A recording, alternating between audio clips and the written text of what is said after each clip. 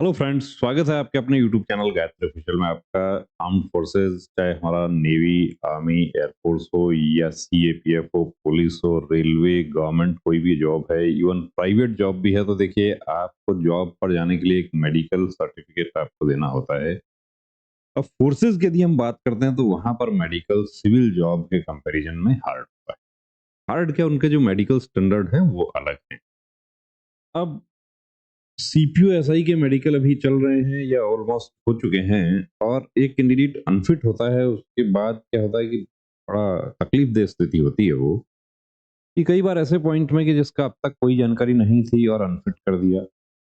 तो writ petition candidates file करने के बारे में पूछते रहते हैं कि क्या मैं अनफिट हो गया तो मैं रिट पिटिशन फाइल कर सकता हूं। और सीपीयू एसआई के कैंडिडेट एक से एक देखिए, उसको कहते हैं कि जानकारी रखने वाले, ऑलमोस्ट मेडिकल गाइडलाइन सभी पढ़ के जाते हैं, सबको जानकारी है। मेडिकल गाइडलाइन कोई सीक्रेट डॉक्यूमेंट नहीं है, वो गूगल पर भी अवेलेबल है, सीआरपीएफ का साइट पर अवेलेबल है।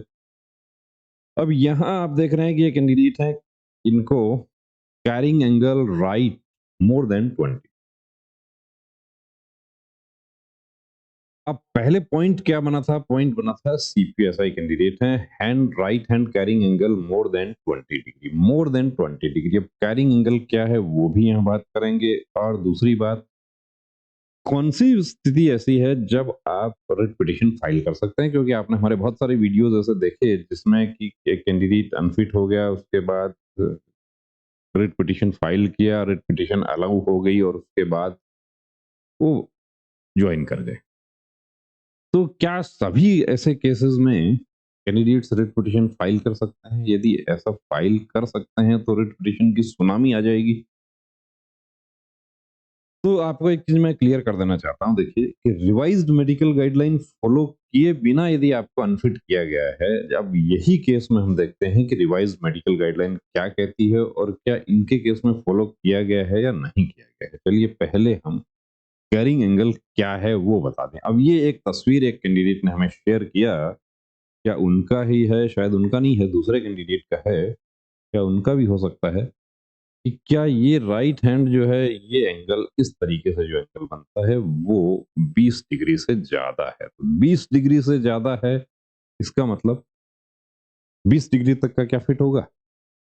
तो देखिए आपको बता दूं कि 10 से 15 डिग्री का एंगल जो है वो सीएपीएफ का गाइडलाइन में फिट किया जाता है। जो ऑर्थो से रिलेटेड जो गाइडलाइन है उसमें कहीं कहीं ये भी कहा गया है, आप गूगल सर्च करते हैं कि 5 टू 15 नॉर्मल है मेल कैंडिडेट के केसेस में। फीमेल के केसेस में थोड़ा ज्यादा होता है, तो फीमेल के केसेस में 20 डिग्री तक अलाउ किया जाता है। ये तो हमारे कैंडिडेट हैं, मेल कैंडिडेट हैं, बिल्कुल मेल हैं। तो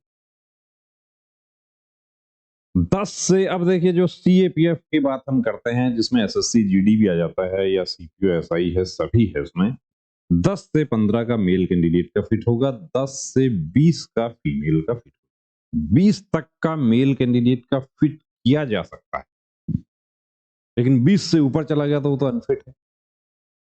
अब हम आपको, ये देखिए ये जो एंगल बनता है ह्यूमरस और ये एक्सिस ऑफ फोरआर्म, ये जो एंगल बनता है ये कैरिंग एंगल है। आप देख सकते हैं इस तरीके से आप हाथों को देखते हैं तो वो गैप जितना कम होता चला जाता है वो एंगल बढ़ता है, और जैसे गैप ज्यादा हो रहा है तो वो एंगल 10 डिग्री से 10 डिग्री की तरफ जा रहा है या 10 से कम भी हो सकता है। अब आप हाईकोर्ट करने से पहले देखिए रिवाइज्ड मेडिकल गाइडलाइन आप एक बार चेक कीजिए। अब सपोज कीजिए किसी कैंडिडेट को, या हम इन्हीं के केस में जाते हैं कि इनके केस में यहाँ पर रिवाइज्ड मेडिकल गाइडलाइन पैरा 7 सब पैरा आई जो है वो ये बात क्लियर करता है कि फॉर नॉकनी बोल है cubitus valgus and varus deformities. Cubitus valgus और वेरस कैरिंग एंगल जो है उसी का मेडिकल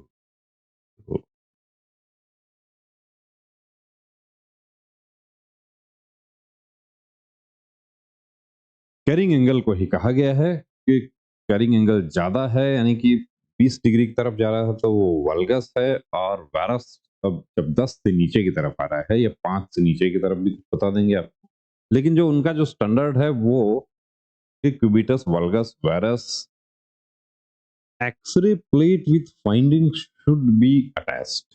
देखिए 2018 की जो एसएससी जीडी भर्ती थी उससे पहले सोशल मीडिया का इतना प्रभाव नहीं था। 2018 की एसएससी जीडी भर्ती में बहुत सारे ऐसे कैंडिडेट रिट पिटीशन फाइल करके ज्वाइन किए, रिट पिटीशन अलाउ हुई उनकी।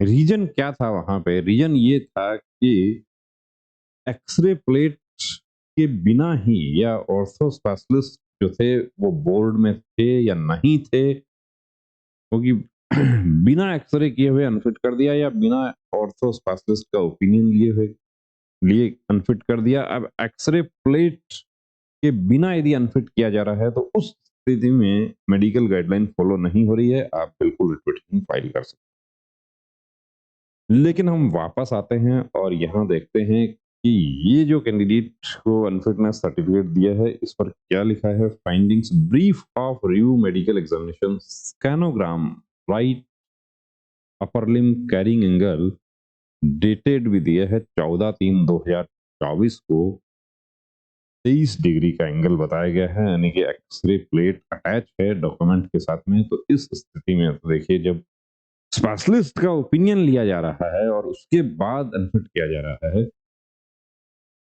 तो जाहिर सी बात है कि 3 डॉक्टर्स मेडिकल बोर्ड के, उसके बाद एक ऑर्थो का स्पेशलिस्ट, एक रेडियोग्राफर, तो इन इतने 5 डॉक्टर्स का फाइंडिंग्स को आप किस आधार पर चुनौती दे सकते हैं? अब सपोज कीजिए कि कोई ऐसा कैंडिडेट जिसको ब्लड प्रेशर में अनफिट किया, बीपी में और पल्स में यदि आपको अनफिट किया जाता है तो वहां पर आपको गाइडलाइन क्या कहती है उसके ऊपर हम आ जाते हैं। उसके बारे में क्या कहती है वो पूरा आप पढ़ के देख सकते हैं। विशेष रूप से हमारे एसएससी जीडी वाले जो कैंडिडेट्स हैं वो भी ये जरूर देखें, क्योंकि क्या होता है कि अनफिट होने के बाद दिलासा देना बड़ा मुश्किल हो जाता है। और ये पॉइंट को इतना बड़ा पॉइंट नहीं है कि आप कैरिंग एंगल जो है उसको ठीक ना कर सकते।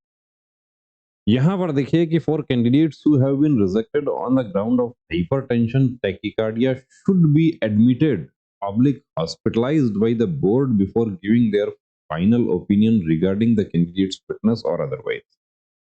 अभी आप लोगों ने देखा होगा कि जिनका सिर्फ ब्लड प्रेशर या धड़कन का पॉइंट होता है उनको 2 दिन 4 दिन 5 दिन कई बार रोज आपको बुलाया जाता है कि आप जाएंगे सुबह और वहां पर जाके बैठ गए, कुछ नहीं हुआ, शाम को वापस आ गए, अगले दिन फिर गए और फिर शाम तक बैठे रहे और आपको कहा कि कल सुबह आ जाना 9 बजे, बिना कुछ खाए पिए आ जाना। फिर दोपहर में आपको कहा जाता है कुछ खा के आ जाना, बीच में कुछ रीडिंग्स भी दिए जाते हैं। कई बार ये भी होता है कि रीडिंग नहीं दिया गया, तो वो 4 दिन आपको बुलाया जा रहा है, वो आपको एक तरह से ऑब्जर्वेशन में रखा जा रहा है।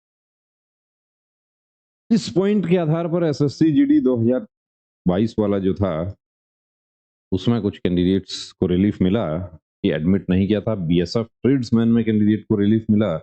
लेकिन यदि एडमिट किया गया है और उसके बाद ऑब्जर्वेशन के आधार पे अनफिट किया जा रहा है तो आप चैलेंज तो कर सकते हैं, वो आपका हक बनता है कि वो कॉन्स्टिट्यूशन जो है वो हमारा हक देता है हर एक नागरिक को।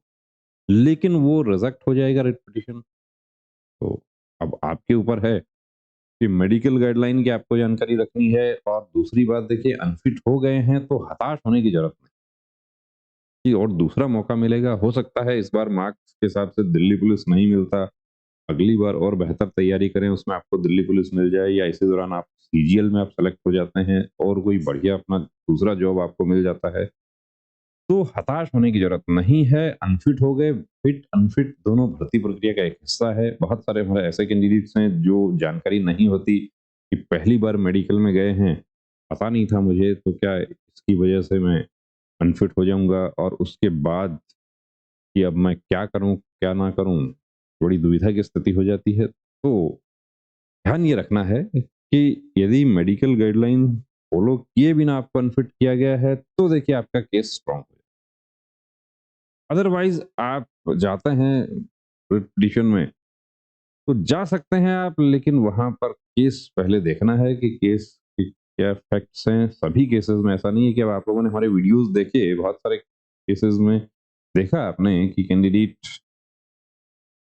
हताश हो गया था और फिर हमने खुद एडवाइस किया कि आप फाइट कीजिए, लेकिन वो कैंडिडेट उनके बारे में हम जानते थे कि ये नहीं है एंगल, या ये स्क्विंट नहीं है, या ये नॉर्मल ब्लड प्रेशर है।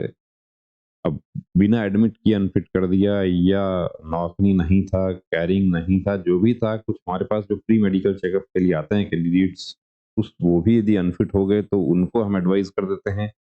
अब सभी केसेस में आप नहीं जा सकते, जा तो सकते हैं वो, फिर मैं वहीं आ जाता हूँ उसी बात पे, लेकिन आपको पहले अपना केस देखना है कि आपके केस में मेडिकल गाइडलाइन फॉलो की गई है, नहीं की गई है, रिवाइज्ड मेडिकल गाइडलाइन उसके बारे में क्या है।